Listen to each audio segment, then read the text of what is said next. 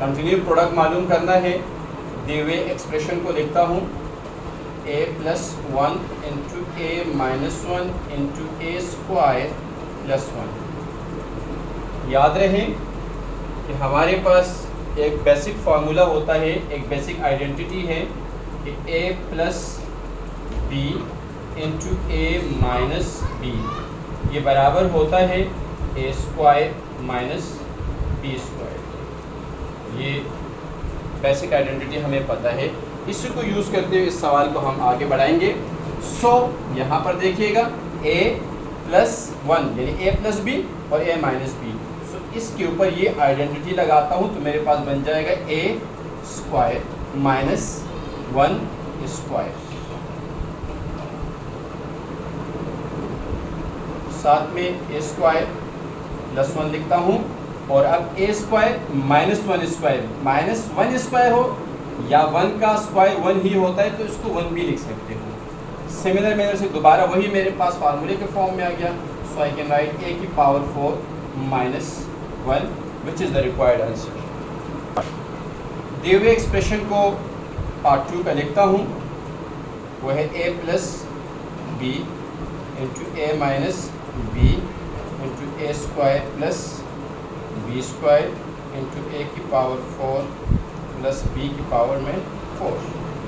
इसी आइडेंटिटी को यूज़ कर रहा हूँ, इन दो टर्म्स के ऊपर लगा रहा हूँ। So I will get a² - b² into a² + b², ये वाला, और साथ में a⁴ प्लस b⁴। अब इन दोनों के ऊपर लगाऊंगा सेम आइडेंटिटी को। सो I will get a⁴ - b⁴, और ये a⁴ प्लस b⁴ अपनी जगह पर इन दोनों के ऊपर लगाया। अब इनके ऊपर लगाएंगे। So I will get a⁴ 8 - b⁴ 8 which is the required answer. 8 आएगा। सॉरी, यहाँ पर गलती से 4 लिखा है, ये दर हकीकत में 8 है। शुक्रिया। स्टार्ट। दिए एक्सप्रेशन को उतारता हूँ।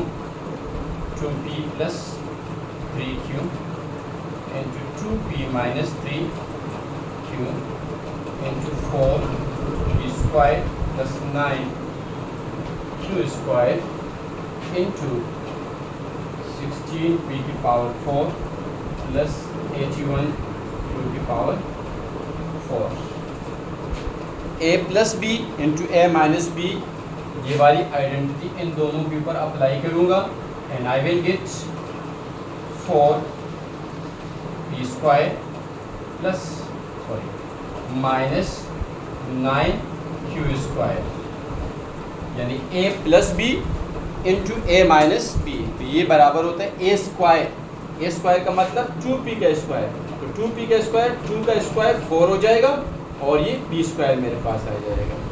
और फिर इस तरीके से माइनस फार्मूले का, और 3 का स्क्वायर 9 और q²। अगले टर्म को इसके साथ लिख देता हूँ। 4p² + 9q² into 16p⁴ plus 81q⁴।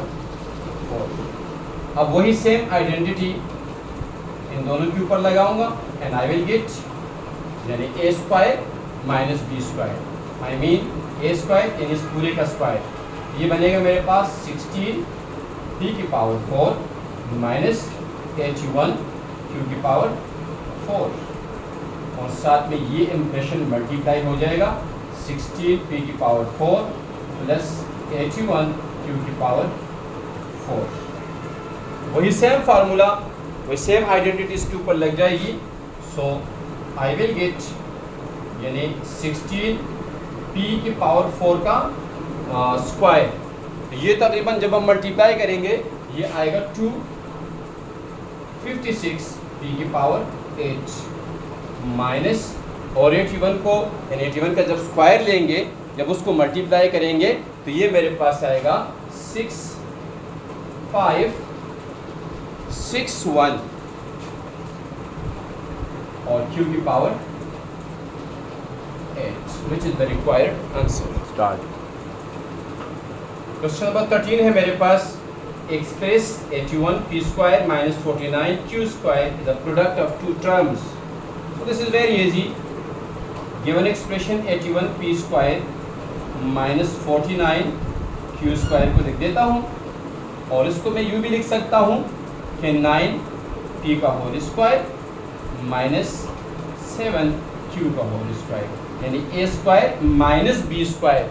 Same identity यानी a plus B into A minus B, same identity मैं यहाँ यूज़ करूँगा and I will get the term यानी 9p minus 7q into 9p plus 7q. ये दो terms में मैंने break कर दिया. Thank you for watching my videos. बराए मेहरबानी हमारे चैनल को सब्सक्राइब करें. Thank you. Express each of the following is the difference of two squares. दो टर्म का स्क्वायर होना चाहिए यानी a स्क्वायर और b स्क्वायर, लेकिन डिफरेंस यानी बीच में साइन माइनस का होना चाहिए. Very simple. मेरे पास दो एक्सप्रेशन है 3a plus B into 3a minus B. So a plus B into a minus B का फार्मूला लगाऊंगा and I will get 3a square minus b square, which is the required answer. Second part मेरे पास बिल्कुल similar manner से है. जब इसको मैं सॉल्व करता हूं सिमिलर मैनर से होगा. यहाँ मेरे पास 5a plus 3b into 5a minus 3b and what would happen 5a का होल स्क्वायर माइनस 3b का होल स्क्वायर. दो स्क्वायर में डिफरेंस आ गया. तीसरा पार्ट है मेरे पास, उसको अगर मैं सॉल्व करता हूँ सो बिल्कुल सिमिलर प्रिंसिपल से होगा. 2x plus 3y into 2x minus 3y and what I will do 2x का होल स्क्वायर माइनस 3y का whole square. One term, second term, difference. Thank you for watching my videos. Please subscribe my channel.